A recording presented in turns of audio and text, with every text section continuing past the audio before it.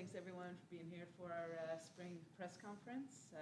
It's great to have our spring sports coaches, even though many of them well into their seasons, a chance to give us an update on things are going, especially as we get a chance to play at home for some of our sports. And one of those is softball, which is supposed to have a home game tomorrow. We're crossing our fingers.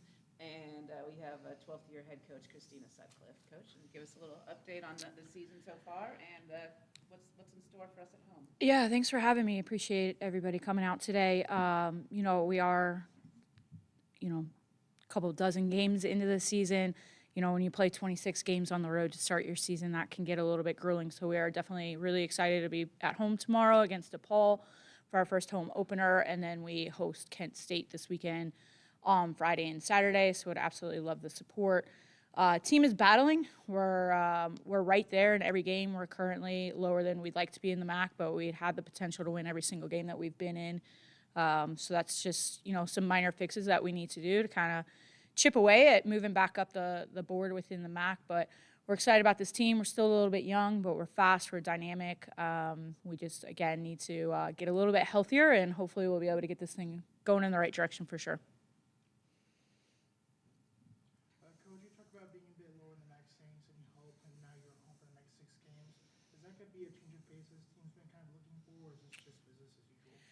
Yeah, you try to keep it as business as usual as possible. It's hard because you've been in such a routine of being on the road that now you come and play at home, and that's a completely new routine for them, which is really weird because it's a home game, right? But when you're on the road, you can kind of schedule everything out, down to meals, down to team meetings, down to, curfew and all that kind of stuff. So I think there's different to manage when you're at home for sure, but our players love playing on Mary. And they're looking to defend their home turf for sure. And we know we got to chip away. We got to get down to business and start winning some games here to give ourselves a chance to get into that tournament.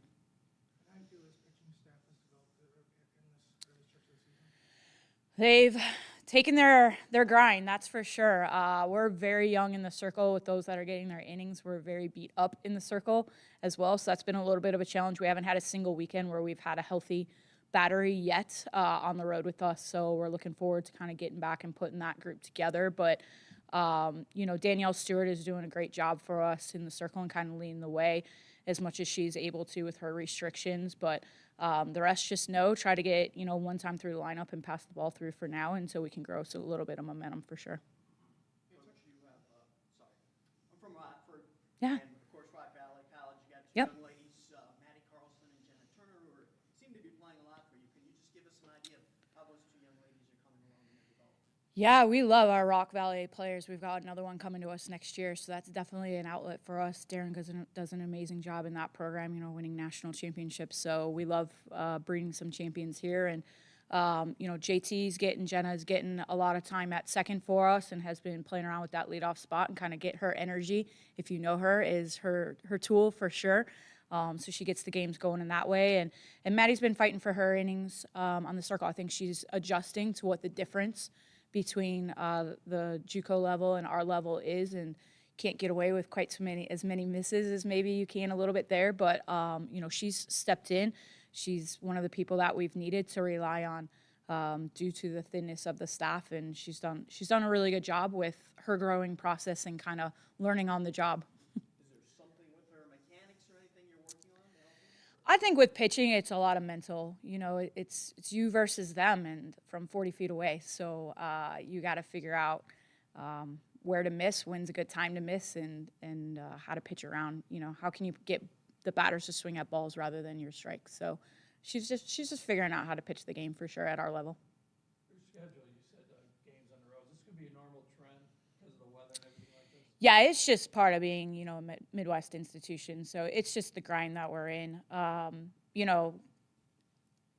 Selfishly, I think it's amazing for them because they get to go see some really cool places across the country that if you play in the South, you just always play at home and you don't get to have that travel. Like we took the team to Montana this year, got them to see the mountains, flew into Spokane, out of Bozeman, literally saw all the mountains of Montana, were able to go do some trails and stuff like that. Like that experience, we had some athletes say this is by far top 5 events I've ever done in my entire life. Like to be able to give them that experience on top of trying to compete nationally, I think is something unique and special that we get to do. So it's a matter of a mindset, right?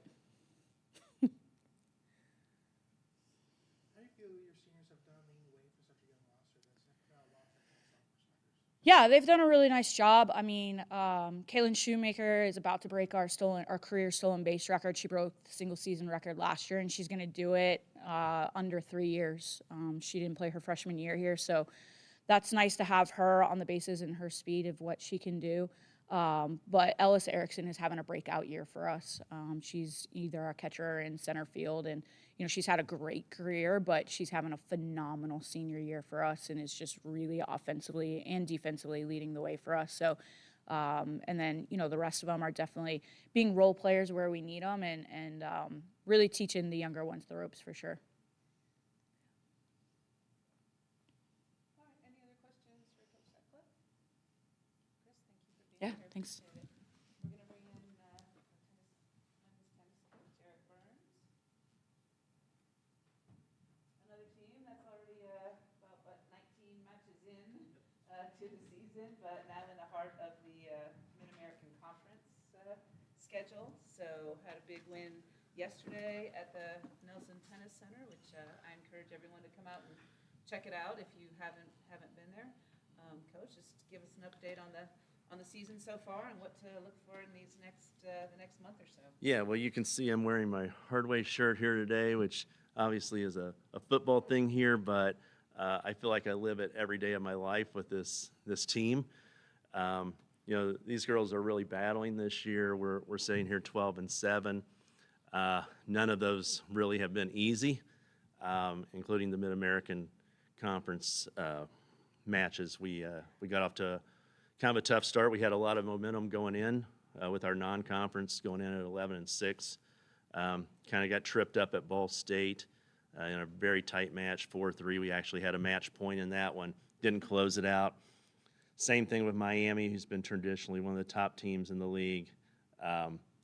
3 set losses across the board, tiebreakers in the third set, and we just didn't find ways to close it out. And that's kind of been our downfall here in the last 2-3 years as we're trying to get this program turned around, is being able to break through in those tight situations and have the confidence and the belief to do that. And so that's really frustrating, but our girls are working hard. And so yesterday was kind of the same thing. Okay, we were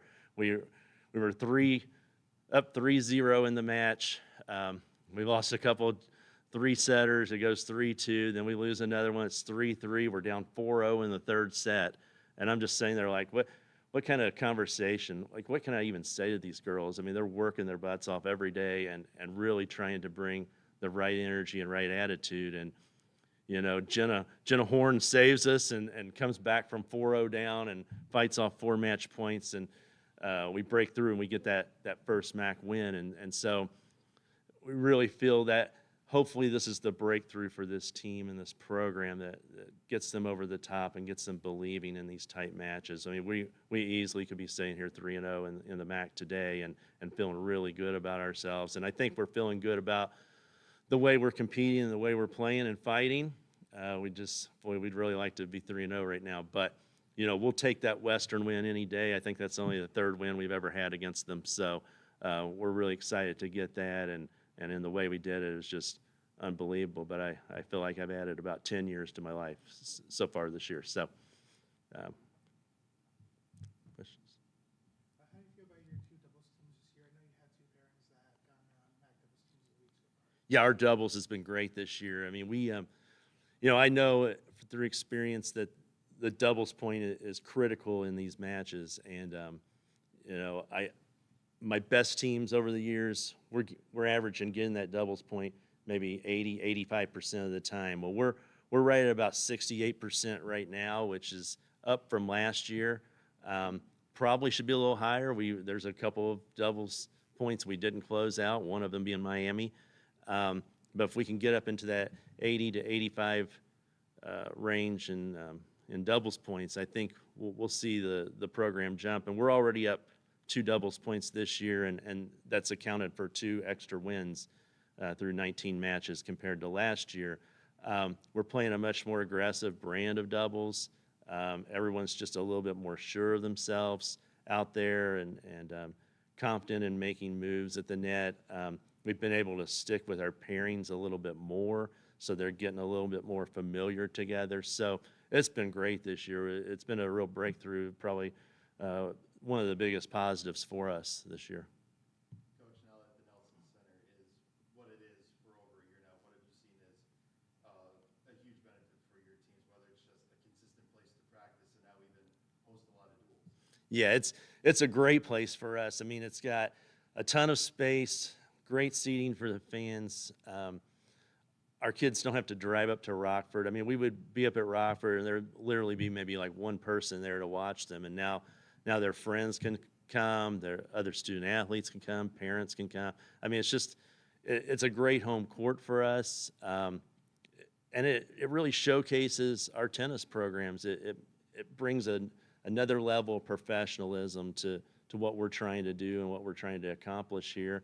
And then we added some streaming this year, so now people can watch our matches, wherever they are. And we have a lot of international kids, so their parents are able to watch those matches and follow and see what all is going on.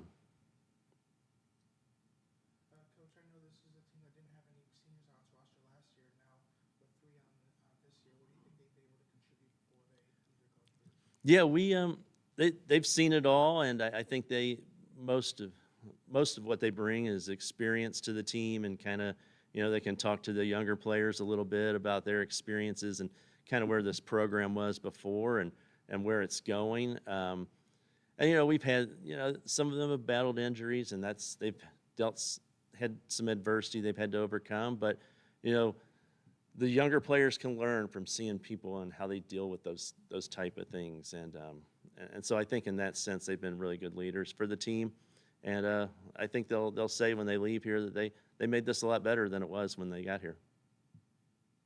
Coach, can you speak specifically to Deanna? And she's obviously had a great career here, and has some milestones that she's looking at. Yeah, I mean, she's really broken through, and and the thing to remember about her is, I mean, she's really done this in 3.5 years because of the COVID year. I mean, we didn't even have fall tennis her freshman year, so she got in late from Russia as it was because of just trying to get out of the country with all the restrictions, and got here a little bit late. But we didn't have a fall season that year, and she's been able to accomplish being second on our all-time wins list, both singles and doubles combined, and then also with singles. And I mean, she's only behind Nell Ewell, who, I mean, obviously was a great player here a few years back and was a MAC Player of the Year, that kind of player. And so to be in the same sentence with her, it's a big accomplishment for her. And I mean, we play tough schedules. We're playing a lot of Power Fives. We're playing a lot of top mid-major teams, and this conference is crazy good. And for her to do what she's done, it's been amazing. Great, thank you so much, Coach. Appreciate it. Good luck the rest of the way. Thanks. All right, we're going to bring on our Director of Track and Field and Cross Country, Connie T. Berry. And she's going to update us on what's going on as we enter into the heart of the outdoor track season here, including a very big event coming to DeKalb in May. Coach T. Berry. Hi, thank you for having me. We've had a little bit of a Murphy's Law type of season coming from indoors. What people don't see is the 8 people or the 8 bodies that we had sitting at home or somewhere else due to unforeseen things. So now we're in the part of the season where we're trying to get bodies back on the track so that we can really prepare for this outdoor season. We have a very competitive schedule. We head to Texas Relays and Texas State next week. Then from there, we'll go to Miami.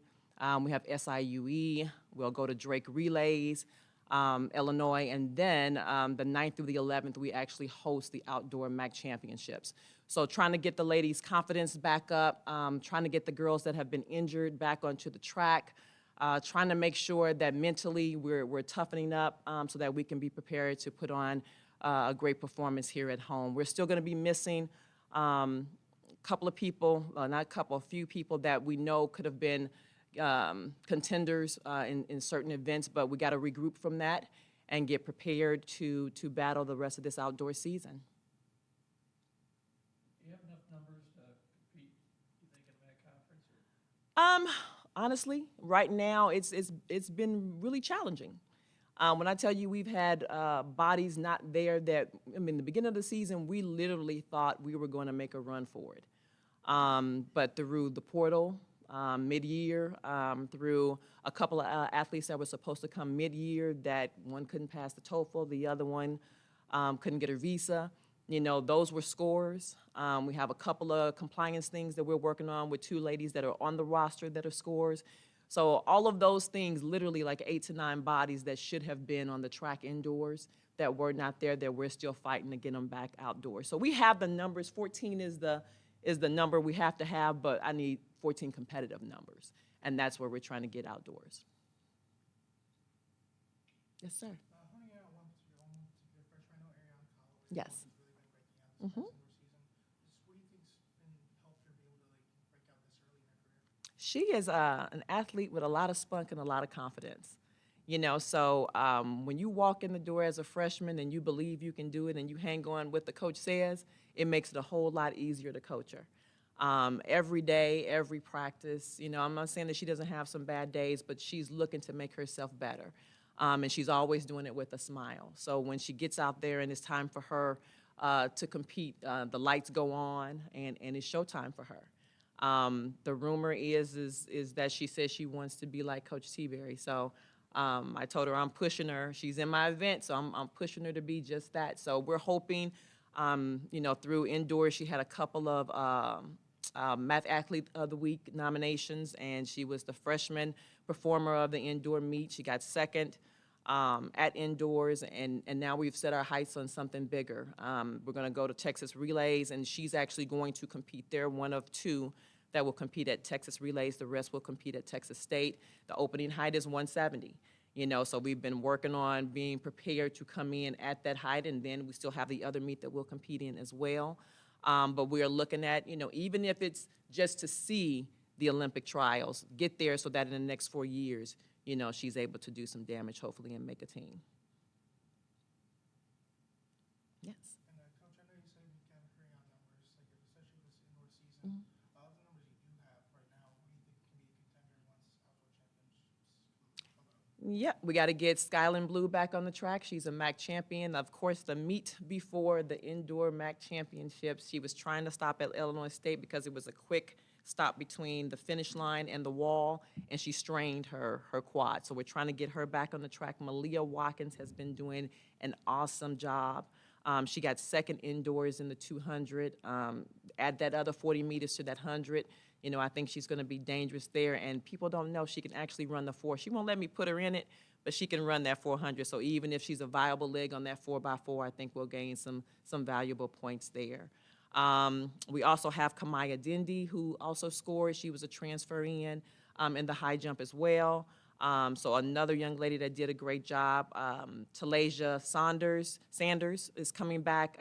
Indoors didn't go so well, but she's healthy again now. She's training hard. She actually got second outdoors at the MAC championships. And then we have Rochelle Rowe, who also scored in the 400.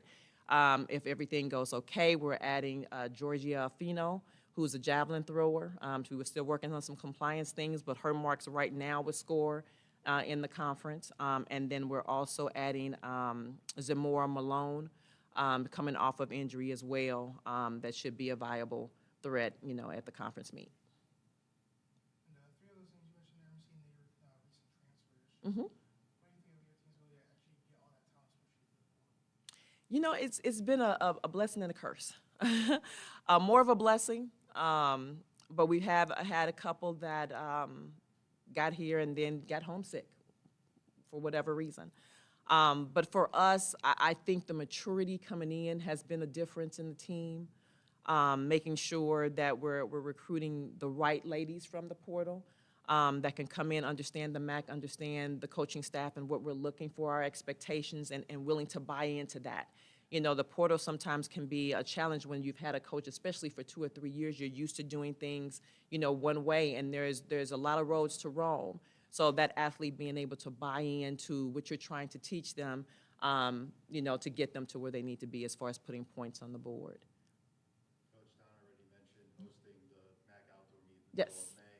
How exciting is that for your program? Because I'm sure for a lot of us who live here in town, we see the Yes. throughout town all the time to see, during basketball season, your indoor kids working on their sprints on the track and the combo. How excited for you to kind of showcase your program to the community? No, this is huge. It's huge. This will be my second time hosting. I've always been a person that would say track and field. You're lucky if your grandma's sitting in the stands, especially with some of the events that are so early. The schedule has been moved back, so people can get off of work and come on Thursday. Friends, colleagues, other student athletes will be able to watch them. We're one of the furthest schools out from the MAC conference for track and field, and so now, professors, like you said, friends, parents will be able to watch them do what they do, and hopefully that helps them shine and we can get some great points out of that. But this is going to be a big deal for us. I think the facilities have been upgraded, and we're looking, to make sure we make this a great experience, not just for our student athletes, but for the entire MAC conference. You had the opportunity to represent USA Track and Field here in March at the Indoor Championship. Yes, sir. Field Worlds. Just what was that experience like for you? Well, coming off of indoors, it was awful. It was wonderful. No, just getting the opportunity to work with athletes that sometimes you just see on TV, and you just don't really know what their personalities, were. I mean, every single athlete was just so down to earth and receptive, and it was nice to watch them do their job. This is their job. This is how they make their living. So actually being able to be a part of that and being a part of a U.S. team with the professionals, it was something that I'll never forget. So the goal is, I've gotten to the world indoor team now. My goal is to be an Olympic athlete and be an Olympic coach. So I'm striving for that. And working with those athletes made it that much more special, to have it as a goal, because it's something that I really enjoyed. Awesome. We'll let Coach T-Ray go. Thank you. Also mentioned you. we're just looking for volunteers to Yes, assist yes. at the MAC Championships. You can go to niuhuskies.com and sign up. Thank you, Donna. Yes. All right, we'll close out our spring sports here with the rookie. First-year baseball head coach Ryan Copeland joins us, and also looking forward to getting your team, seeing them at home as well here in a few weeks.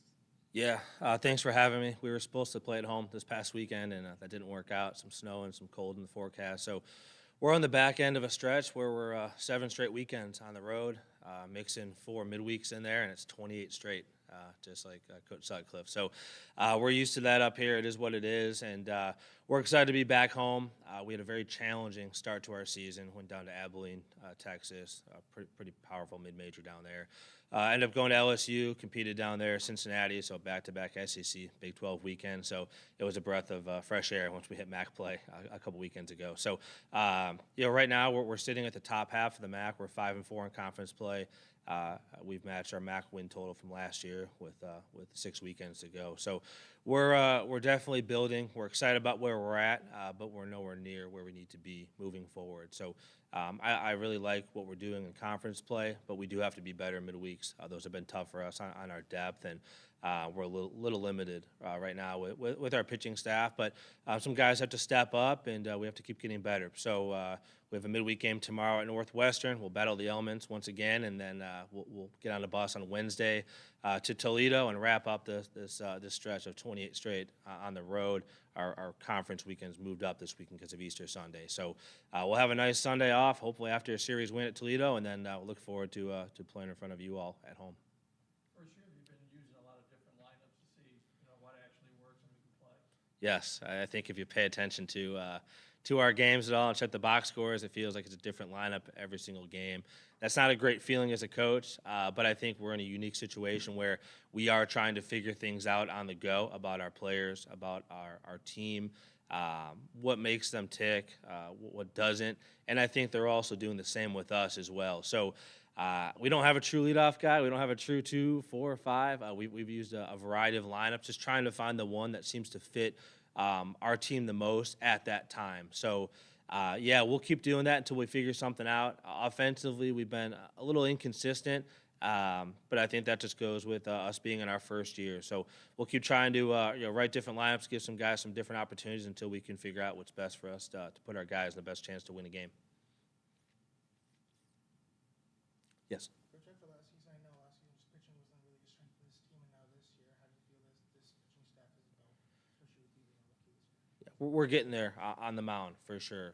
And like I said in the opener, we're definitely not where we need to be. We need to be more talented for sure. But I think our guys are doing a great job buying into what we're asking them to do.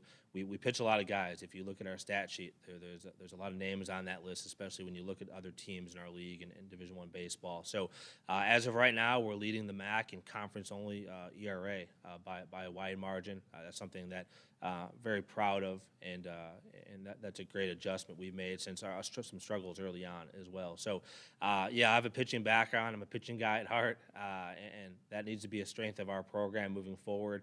Our weekend starters with Ty, Brock Bill being a freshman, he's been outstanding. Adam Brower is a guy I brought with me from Springfield who's been really, really good, especially since we had conference play. And we're still trying to get a little more consistency out of Tommy Meyer. He's probably our best arm in terms of overall talent. We just got to keep him in the zone a little bit more. But like I said, when it comes to our bullpen and our midweek games, we do need to be better. But there has been some really good signs lately of some guys stepping up in the bullpen. We got Dominic Hand back a couple weeks ago. He closed out our win yesterday over Miami, Ohio. So again, we're trying to figure some things out as we go, put guys in different positions, and see if we can make it work. But if we keep getting good starts from those 3 weekend guys, we're going to have a chance to win a lot of games in the MAC. A lot of these guys on the roster a year ago, or a lot of new guys? I would say we returned quite a bit, especially when you look at the dynamic of and the landscape of college athletics. When a new coach comes in, typically you'll have an entire overhaul of the roster. We didn't have that, especially offensively. We returned a lot of position players. So no, we have a lot of returners. I believe we'll end up having 15 guys graduate, and walk on senior day for us. So we brought in 13 players. We were able to expand our roster from 35 to 40 with the new rule. Permitted by the NCAA, and we'll stay there moving forward as well. So a good mix, and I think you're always a little concerned about how those guys are going to mesh and get along, but I'm really, really happy with where we're at from a chemistry standpoint with those guys getting along, playing together, playing for each other. But yeah, we brought in 13 new guys, and it's been really, really good, and I think when you can walk that fine line as a new coach of having some returners with experience that know how things have been, you can get feedback from them as a first-year head coach, and also try to implement a lot of things you want to do as a head coach moving forward. It's been a good mix for us. You would emphasize recruiting Illinois or just the Midwest? Yeah, we're going to try to dominate the state of Illinois. That was something that I was very important to me. During the interview process back in June, we want to be able to out-recruit every Division I school in the state of Illinois. And we'll branch out when we need to, especially with regards to the transfer portal and junior college. We'll get a little more creative and branch out. But everything we need from a talent perspective is right here in our backyard. We're going to make sure we do everything we can to land local talent. What has been your impressions of the MAC so far? Still trying to figure it out. It's an interesting league. We opened up at Ohio, won a series against them, and really we're a few innings away from taking a sweep there.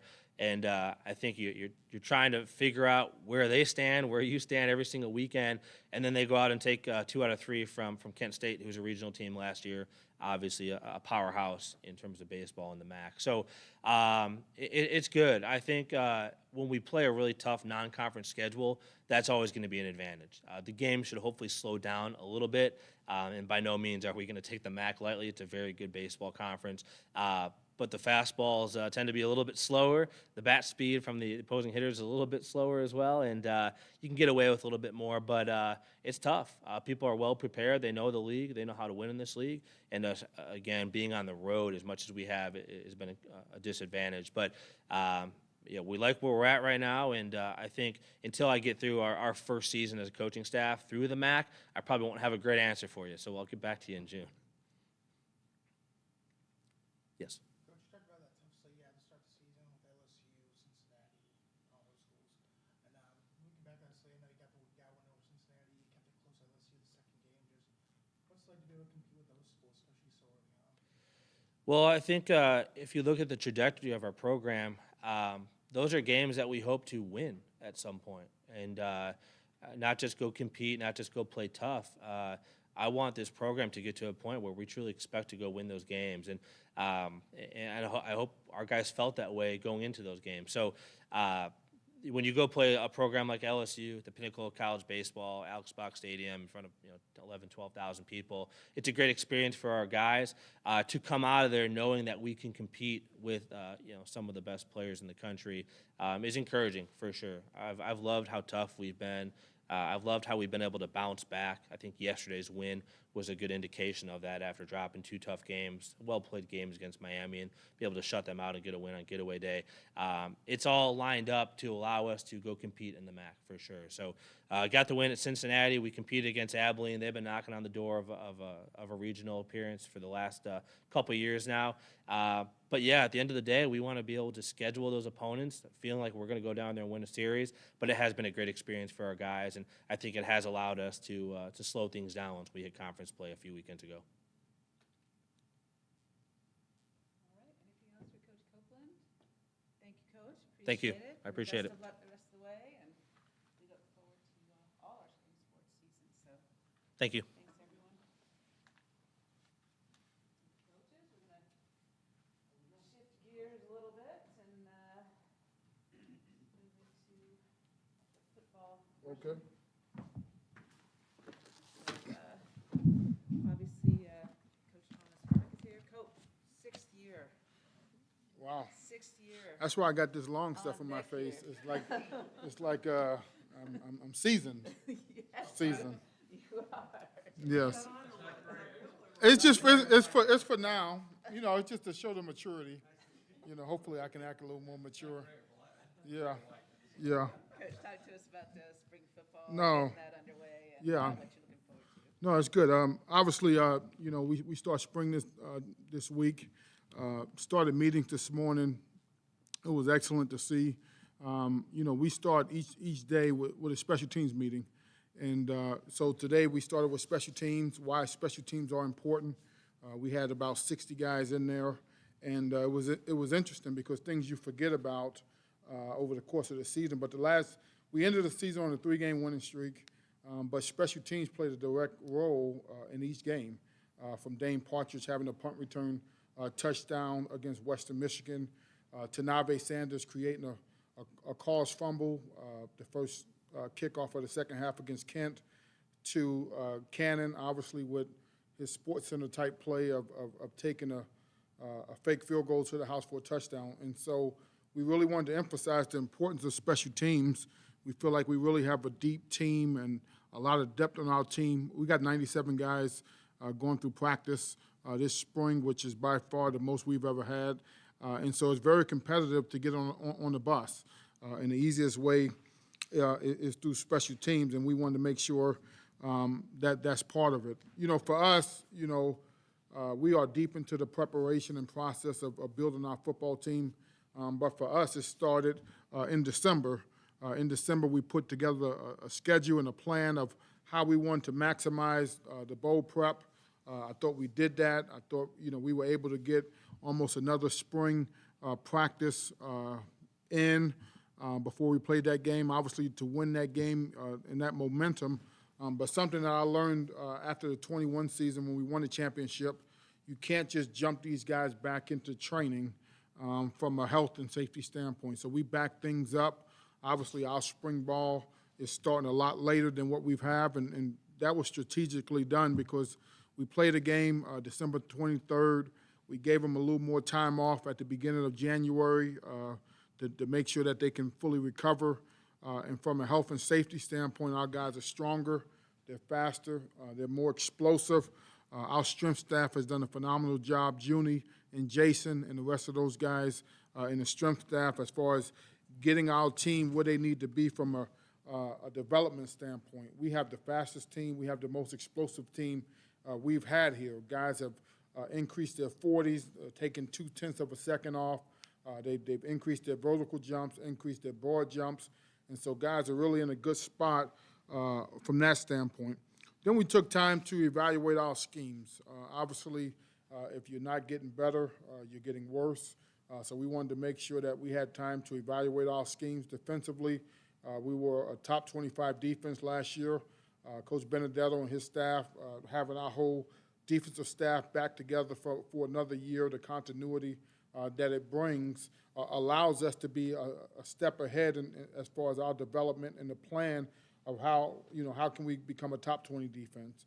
And I think that our defensive staff has done a great job looking at schemes, looking at NFL tape, finding ways that we can be better on defense, knowing that, we got 9 starters returning on defense. So there's a lot of competition, there's a lot of experience, there's a lot of depth.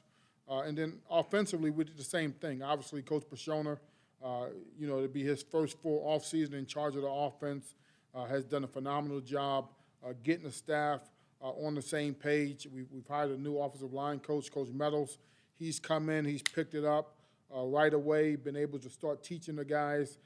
Obviously, we're on the field with them tomorrow, but just from the scheme, our schemes will be better. It'll be different. We will maximize our personnel to the best that we can. But the thing that we look at for this spring is, offensively, we have an opportunity to practice against a top 25 defense in the country every single day. And so that's going to allow us to be better in that standpoint. I know everybody wants to talk about the quarterback position, kind of where I'm at with the quarterback position. I'm in no hurry to name a quarterback. I think we have a really good team around the quarterback.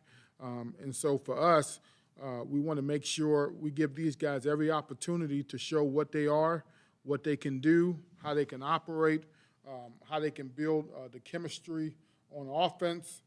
And one thing we're not going to do, we're not going to look in the rearview mirror.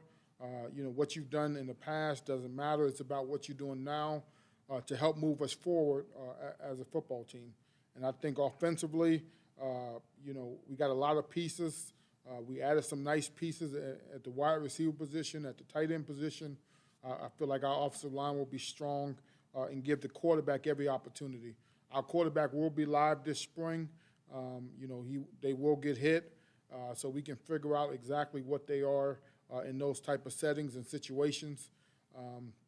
It'll be a great opportunity for us to evaluate those guys and then build upon that in the spring. So certainly excited about where we are. One thing about our team, and Donna mentions year 6, but also I've had an opportunity to grow with these guys. We are a player-led team at this point. Any situations, any type of things that come up, I'm leaning on our players, and they've done a great job this offseason minimizing distractions so we can be all pulling in the same direction and have a great opportunity to be as good as we can be this year. Any particular goal or goals you want to accomplish this spring you want to take care of? Yeah, I think, number one, you want to stay healthy, right? You want to be very, very competitive each and every single day.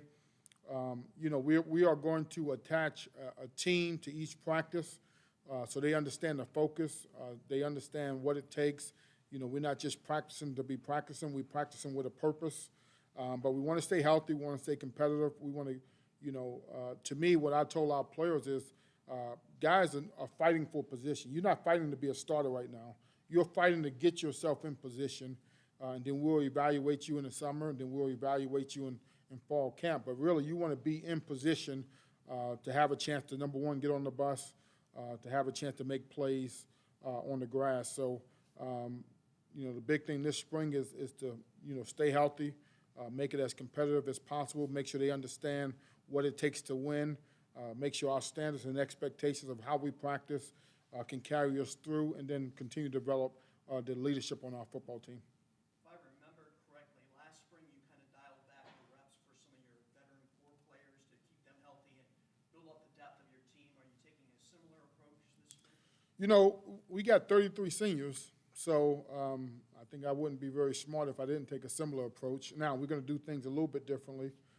Last year we went A, B, C groups. We did 3 different groups. This year we won't quite go 3 groups. But what I talked to our coaches about is finding guys that are above the line. And guys that are above the line mean they have an opportunity to play winning football for us. And so as we start to find more and more guys, we got to get those guys in position and work those guys as much as possible to make sure that they're ready for the first game. And that's what we're trying to do this year. You mentioned quarterbacks. Could we see the possibility you have made a decision after that you could be gone with maybe a couple, depending the strengths and how each game goes? You know, I'm really not looking to play two quarterbacks. I'm really looking for a guy to separate himself. I think we have some quality guys in our program. They've done a great job this offseason. From learning the offense to having routes with the receivers and the backs and the tight ends and all those different things. So I'm not looking for a platoon system. I'm looking for a guy to separate himself. And so that's why we want to take as much time as needed, with the understanding that when we make a decision of who's the quarterback, that's the guy we're going to go with and try to go through the highs and lows of whatever comes with it. But number one, they got to protect the football. Okay, we got a good defense. We got a good run game. We got good receivers. Your job is to protect the football. The ball is the program.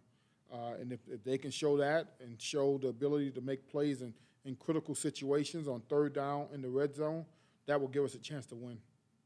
I imagine that Kenny Luke is in that mix. I mean, if he is, what's his skill set? Yeah, I mean, you know, Kenny's in it. There's a bunch of guys in it right now.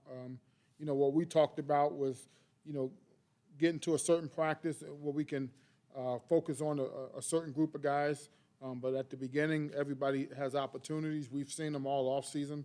We've seen them progress. We've tested them. We met with them. We've done a bunch of different things from a quarterback standpoint and a quarterback training to put them in position. Now they got to go out there and start making plays starting tomorrow. So, you know, I don't think it's fair to name one guy and not everybody else because to me, they all at the same level right now, and then we'll start to see tomorrow who start to separate themselves. We haven't seen Kenny, so can you just give us an idea? Is he a running quarterback, pocket guy? You know, he's a guy, you know, we've tested all our guys. He runs well enough, throws with good anticipation, has a good understanding of, he processed the field quickly. You know, I think he was 30-2 touchdown to interception ratio, which is phenomenal. So we'll start to see, like I said, when you have a top 25 defense that you're practicing against, you know, that's like a game every day. So starting tomorrow, we'll start to see when people are flying around and you got the D-line coming after you, how do you react in real-time situations? How will you divide the reps? Are you going to keep it easy, even the first few practices? No, you know, we have a plan of how we're going to divide the reps from the standpoint of, you know, we have one guy may take all, you know, that day. One guy may take certain segments of practice, and then we'll rotate it accordingly, depending on how they're developing, how they're progressing, the things that they're showing on tape, and if they can, obviously, you know, you make a mistake, not make the same mistake twice, and then try to move forward from there. And then will analytics ultimately win out as far as who wins that job, or does it come down to? You know, I think quarterback is the one position where the person matters, right? Everybody can look good throwing on 7-on-7 and all those different things, but until you got a D lineman barreling down on you, how are you going to respond? How are you going to react? So we're going to try to put those guys in as many situations as possible, in game-like situations, from the standpoint of they can be hit, so you understand what it's going to feel like and what type of decision-making do you make at that time. Coach, today you talked about your new OL coach this offseason. How do you think this offensive line you have has responded to getting a new coach as well as losing 2 starters in the offseason? We lost 2 starters where? On the offensive line? What was it? What's the second one? Potter and Negro? Oh, okay. I'm good with that. No, to me, I look at it, you look at our offensive line, Evan Malcourt started games for us. J.J. Lippy has started games for us. Logan Schernitz will be our center. He's a multiple-year starter. John Champ is a multiple-year starter, and Evan Buss is a multiple-year starter. So I know we lost a couple guys, Nolan, and then obviously Pete, but we feel like we got 5 starters returning, the way I look at it, because all 5 of those guys have started games, started multiple seasons. So we feel like, you know, our offensive line will be the strength. I think Coach Meadows has done a great job coming in, getting to know those guys, understanding where they're at, things that we've done up until this point, and then finding creative ways to kind of add to it of, what he would like to see. But when we looked at our schemes, I thought there was some things that we need to be better at in the run game, in the protection game, and we were trying to implement those things to get better. Coach, you had talked already about how important the bowl practices were in assessing your team. I'm sure you don't recruit guys thinking at some point you may have to have them change positions, but you already mentioned Logan moving to center, and even a success story like Jaden Dolphin moving from defensive back to playing inside the box as a linebacker.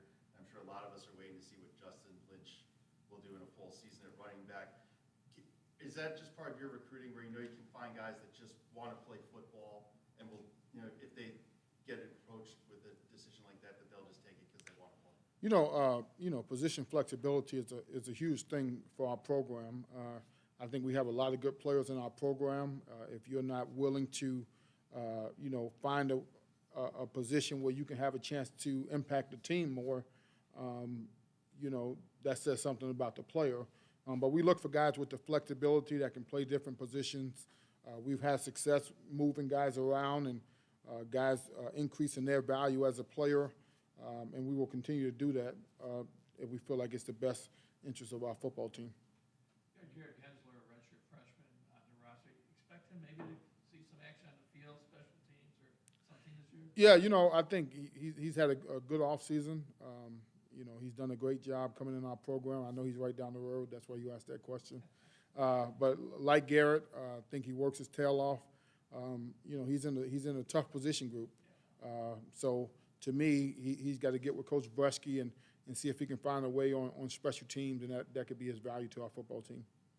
You are sticking with Lynch at running back? Yes. Okay. Mhm. What I guess are you looking for out of him this year? What does he need to do to maybe become more of a factor at that position?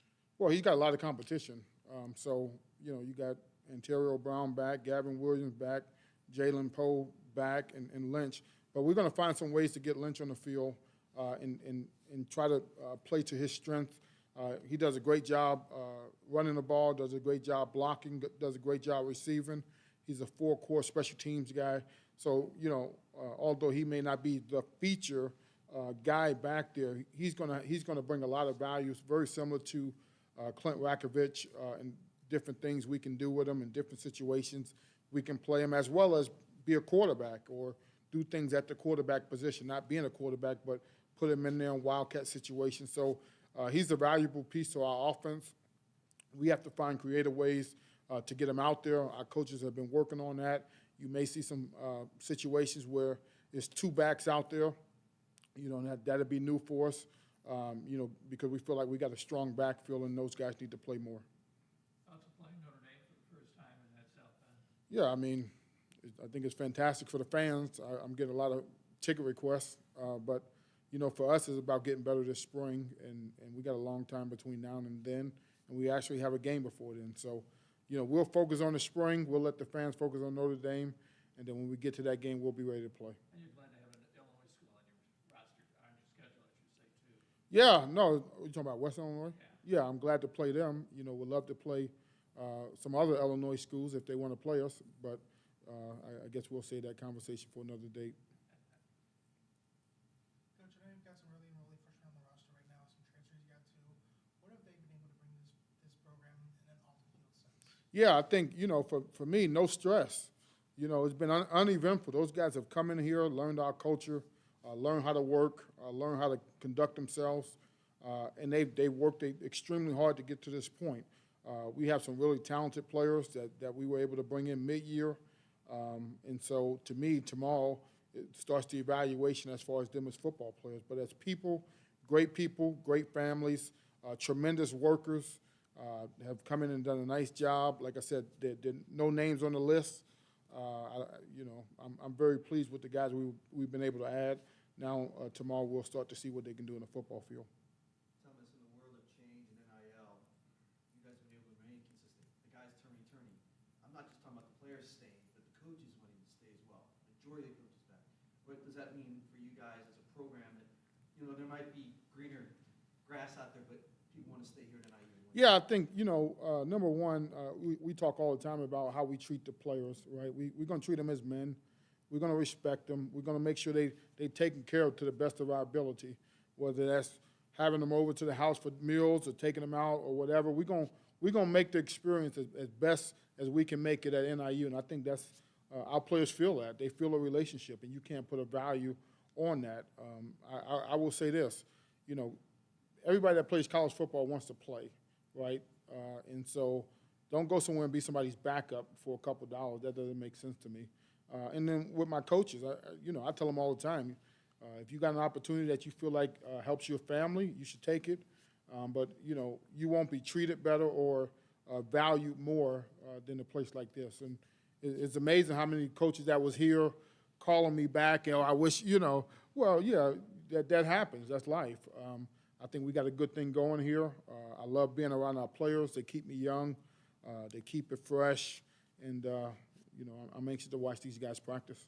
Has that been that much of a factor recruiting kids you're trying to get here, the NIL, where you're not the 4-star or 5-star, where they're looking for what they can? You know, I think, you know, for us, we're very open and honest about how we recruit, what we look for, the type of fit we look for. And so, you know, we have those conversations. If you're looking for that, you need to look somewhere else. But if you're looking for an opportunity of people that's going to treat you right, that's going to help you grow and develop, that's going to hold you accountable and all those things, then NIU is the place for you. I got a daughter who's you know, probably a Division I lacrosse player, and I don't want somebody talking to her about things that don't matter. I want them talking to her about things that matter. Getting your degree, holding her accountable, making sure she get her grades right, and helping her develop as a person are the things that's important to me, and that's kind of how we run our program. Anything else for So I know you mentioned about the ever-changing landscape of NIL and such. How does it feel for you personally to be able to, for these students to trust you and they like to return, or that to stick with it? How does it make you feel to know that they put that trust in you, get their degree here and play football for you? You know, three things we talk about, and I talked to the players about this last week, is trust, honesty, and accountability. Number one, they have to trust us, and we have to trust them, which allows us to have honest conversations, which then ultimately allows us to hold them accountable. And they know that, you know, we're not going to just tell them what they want to hear. We're going to tell them what they need to hear. And I think they trust that. Their parents trust that. We spend a lot of time as coaches talking to our players, but also making sure we have open lines of communication with the parents, keeping them involved, actively involved. Parents are always welcome to practice because I think it enhances the experience of everybody involved. And so for us, a lot of guys come to my office with different things. The theme today was face masks on the helmets. So I guess this is a new thing. They got all these different face masks with different bars. Things you wouldn't think is important, but it's important to the players. So I say, okay, we got to find a way to make sure we can get you these face masks with the bars. But those things, to me, I think enhance the relationship, enhance how guys feel about the program, and allow them to work harder. So. Does each guy want a different one? Man, I didn't know nothing about this. I thought you just get the helmet and you put your helmet on. But now they must got different designs. So, you know, we'll make sure we have something in place to, you know, make sure guys can have an opportunity to get whatever they want. The equipment guy just came to me this morning with it. I said, man, that's not on my radar, but I guess I'll think about it now. How much would we see Cannon at running back? 5 different packages for Little? Or Yeah, you know, Cannon, he's in ROTC, right? And so I saw him running the other day. They must have had a 2-mile time run. And I said, hey, man, you didn't look anywhere near as fast as you looked in our bowl game. So we got to make sure we train in those fast fibers to get you where you need to be. Good? Yeah, I want to mention Hey. The spring showcase. April on 27th. April 27th. I'm anticipating great weather. I think we backed it up enough. You know, I know soccer, he wanted the indoor the other day. I thought, you know, soccer's played outside, you know, but that's a shot. I shouldn't have did that.